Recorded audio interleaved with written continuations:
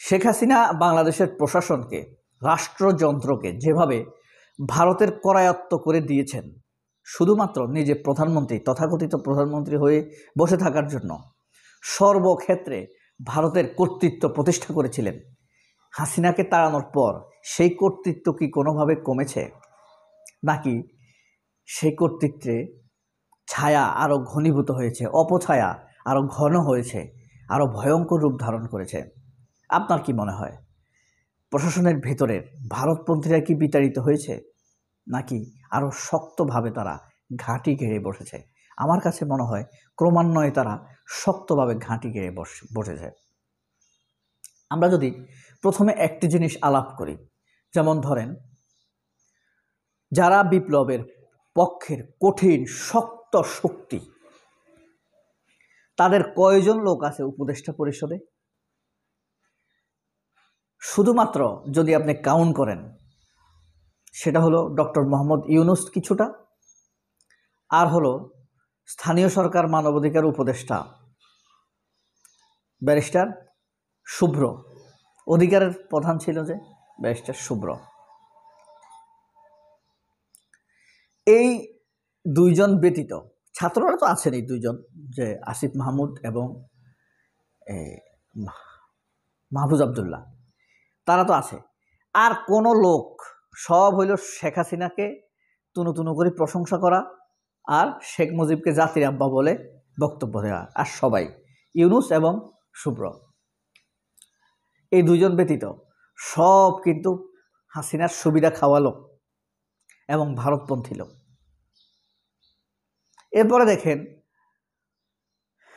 যারা নিয়োগ পেয়েছে ধীরে ধীরে, সেখানে কোনো ইসলামিক লোক আছে প্রকৃতপক্ষে যারা ভারতের বিরোধিতা করতে পারে, ভারতকে চ্যালেঞ্জ করতে পারে? একজনও নেই। ওই যে একজনকে দেওয়া হয়েছে কি ধর্ম উপদেষ্টা, আফম ও খালিদ হোসেন, হে হইল কাওমি জামাত বিদ্বেষী। সে কাওমির লোকেরা বেশিরভাগই কিন্তু ভারতপন্থী। এদের ধর্মীয় বোঝাপড়া যেমন ভালো, রাষ্ট্রীয় এবং পররাষ্ট্র ক্ষেত্রে এদের বোঝাপড়া তেমনই খুবই খারাপ, খুবই নিচু পর্যায়ের এদের বোঝাপড়া। ঠিক একইভাবে কোনো পর্যায়ে আপনি দেখবেন না যে প্রকৃত ইসলামপন্থী, এমন ইসলামপন্থীর কথা বলছি আমি, যাদের ভিতরে বোঝাপড়াটা স্ট্রং। আপনি যুদ্ধ করার দরকার নাই ভাই, আপনার ভিতরের বোঝাপড়াটা হইতে হবে স্ট্রং। কার কোন কথা ইতিহাসের কিসের সাথে মিলে যায়, তাহলে আপনি চিনে ফেলতে পারবেন কিসের সাথে এলাই হয়, তার কথায় কে সুবিধা পাচ্ছে। তাহলে আপনি বুঝতে পারবেন এটা কি স্বার্থের জন্য বলছে নাকি দেশপ্রেমের জন্য বলছে। এটা বোঝা খুব কঠিন বিষয় নয়, তার এলাই কার সাথে।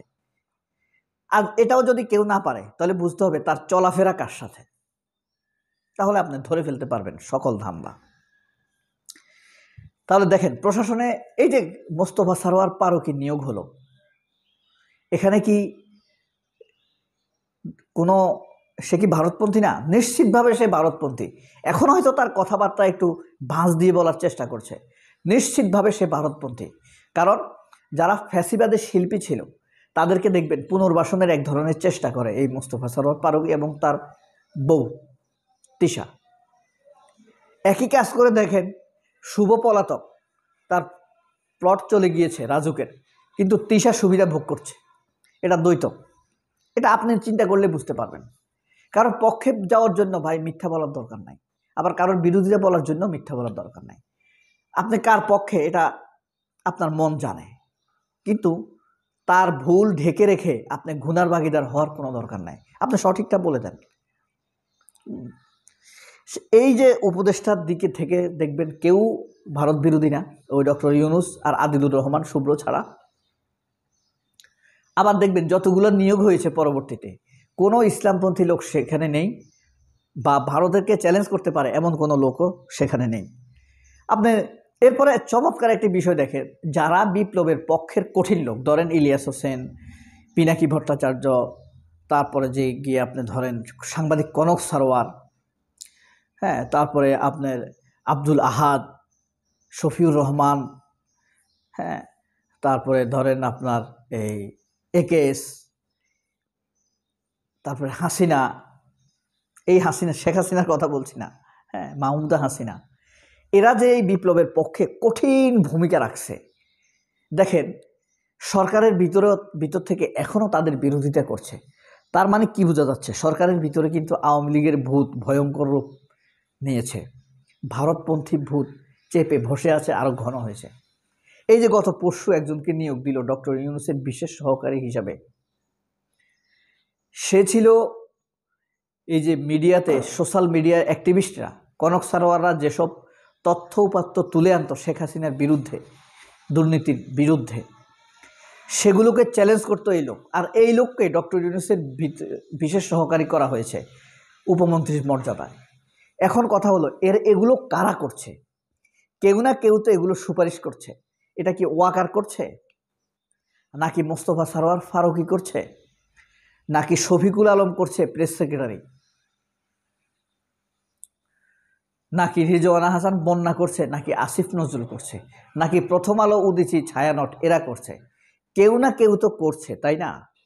ডক্টর ইউনূসের সামনে সিভি নিয়ে দেওয়ার পর তখন তিনি হয়তো অ্যাপ্রুভড লিখে সিগনেচার করেন, মেবি অ্যাপয়েন্টেড। কিন্তু কে এটাকে রিক্রুট করছে? এই সিভি সংগ্রহ করছে কে? কে বাছাই করছে এই লোকগুলোকে? প্রত্যেকবার কেন এমন ভুল হবে? এটি কিন্তু একটি চিন্তার বিষয়। নাকি সরাসরি ভারত এ ব্যাপারে প্রেসক্রাইব করছে যে একে নিয়োগ করো, ওকে নিয়োগ করো? প্রতিটা বার কেন ভুল লোকেরা এভাবে আসবে?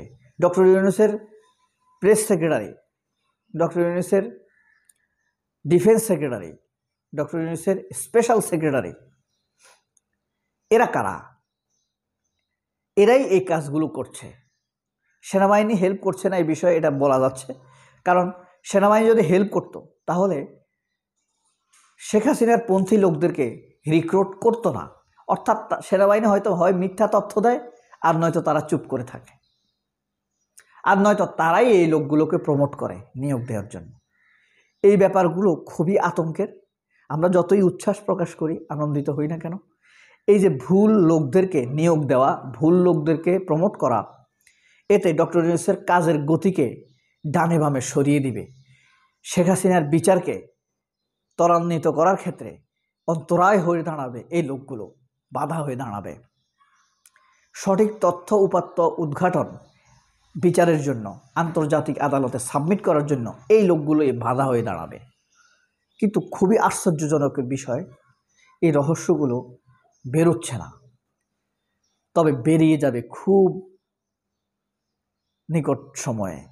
তার আগে যেন কোনো বিপদ ঘটে না যায়। সবাই অনেক ভালো থাকবেন, সুস্থ থাকবেন, সুন্দর থাকবেন। আমার মেয়ের জন্য দোয়া করবেন, আমার জন্য দোয়া করবেন, আমার মায়ের জন্য দোয়া করবেন। আল্লাহ হাফেজ, আসসালামু আলাইকুম।